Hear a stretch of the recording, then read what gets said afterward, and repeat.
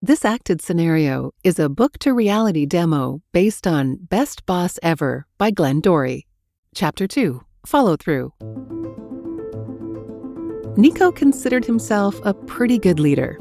He'd been successful at reaching the level of VP operations at a large heating and ventilation company and managed a team of almost 100 employees. Of course, he also had his own small but capable management team to keep things running smoothly. The days of doing the hands-on work himself were long gone. For the most part, Nico was right about his leadership skills. He was kind, friendly, generous, and sociable. People liked him and were drawn to his outgoing personality. But they were also angry with him because he had one major flaw. Nico didn't know how to follow through. Nico was walking through the equipment room and approached Samir, one of his best senior frontline supervisors. Samir, you're here early. How are things? Pretty good, boss. Work steady and it gets a bit hectic at times, but don't worry, we get the job done. You're one of my best, Samir. Keep up the good work. Sure, boss. Hey, can I ask you one thing to help with our work?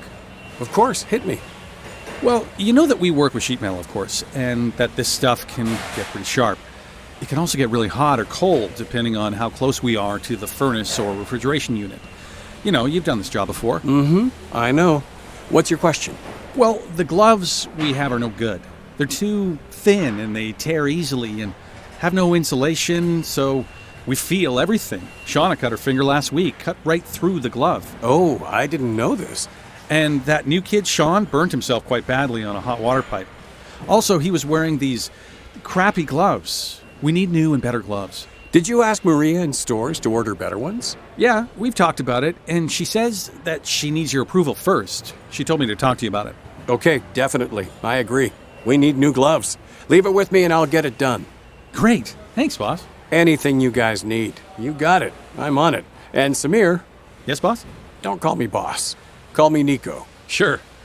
Thanks, Nico. 2 weeks later, Samir and Maria were in the lunchroom together. Hey, Maria. What you got for lunch? Chicken wrap. How about you? Me? Just a turkey sandwich. Pretty tasteless and boring. I need some mayo or mustard or something. I think there's some stuff in the fridge you can use. Hey, by the way, has the boss man said anything to you about the new gloves? I asked him about it 2 weeks ago, and he said he'd take care of it. Nope, he ain't said nothing about new gloves. I gotta order some soon, but he ain't said nothing to me. Damn, man. We need better gloves before someone else gets hurt.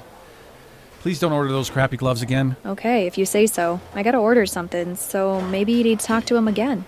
That guy, man. He said he'd take care of it. What a liar. Can't trust that man. What Samir didn't know is that Nico was in the process of sourcing better quality gloves for his team, but it was taking longer than he'd expected. To maintain integrity, Nico's initial promise could have included a follow-up step, such as adding, "I'll keep you posted on my progress," or "Please check in with me next week on this." This would be a more reasonable commitment than, "Leave it with me and I'll get it done." Good intentions to take care of things for your team will backfire if your team feels that you've let them down. Your word will mean nothing. They'll come to see you as unreliable or untrustworthy. The takeaway actions here are, no matter your best intentions, don't make promises you don't think you can keep. You can still attempt to meet their needs, but be careful of promises and creating expectations. Use a transparent approach and communicate your progress and any problems you encounter. Don't leave people in the dark about what action you've taken. If you're prone to getting distracted and not following through, encourage them to check in with you and hold you accountable. Be willing to put your ego aside and say, "I can't do all of these things myself, but collectively we can. Are you able to help me with this?" This Book to Reality demo was produced by Proteo Audio Learning, Inc. Book to Reality is a 1-hour audio companion for nonfiction books that uses well-written, well-acted, and sound-designed audio scenarios that ignite imagination and help readers to understand the practical application of the book's principles.